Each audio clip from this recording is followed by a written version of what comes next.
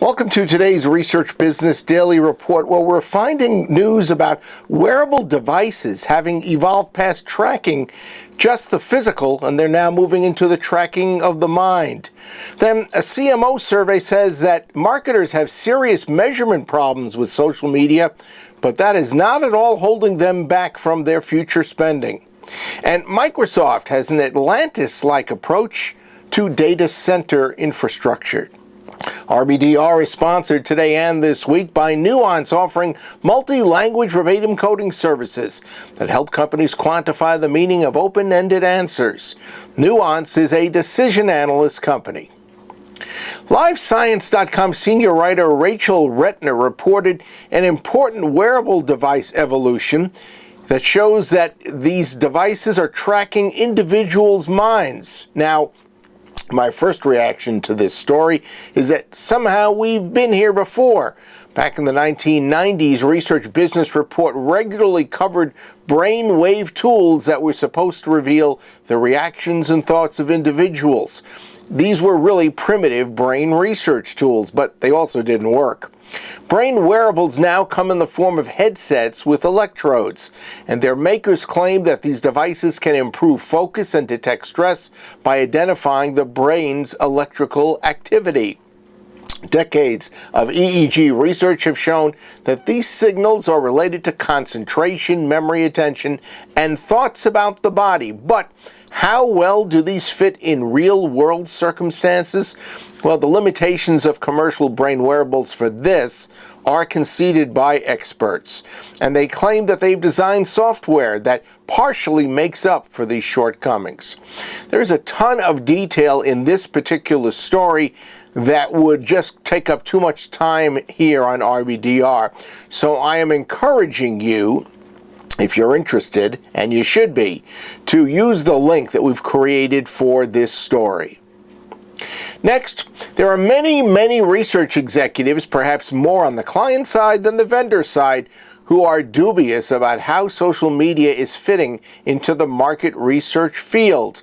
But the February 2016 CMO survey, which is just out, shows that despite plans to drastically increase social media spending in the next 5 years, marketers admit they are still struggling to prove its impact on overall company performance. In fact, 40% of marketers in this survey state that social media has been making below-average contributions to organizational success, and yet social media spend as a percentage of marketing budgets by the survey respondents here say it will double from an average 10.6% now to 20.9% by 2021.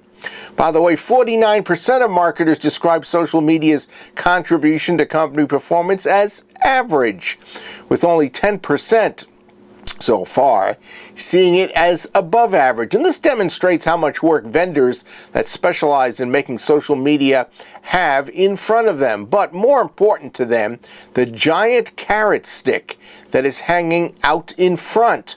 So this study is not only laying out the framework for what needs to be done, but it is simultaneously presenting the opportunity that I've got no doubt entrepreneurs will respond to and resolve in pretty short order.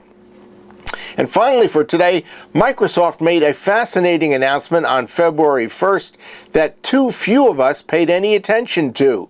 Apparently, Microsoft tested last year a prototype of a self-contained 38,000-pound data center that was sunk for 3 months in the Pacific Ocean. And Microsoft says it will deal with two major issues in and around data centers. First, the ocean's cool temperature will reduce the need for air conditioning, and renewable wave or tidal power from the ocean is going to address the energy demands of computing.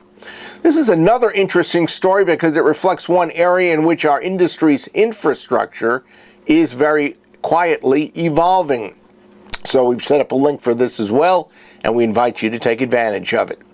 That's your Research Business Daily Report. We've been sponsored by Nuance, offering multi-language verbatim coding services that help their clients quantify the meaning of open-ended answers. Nuance is a decision analyst company.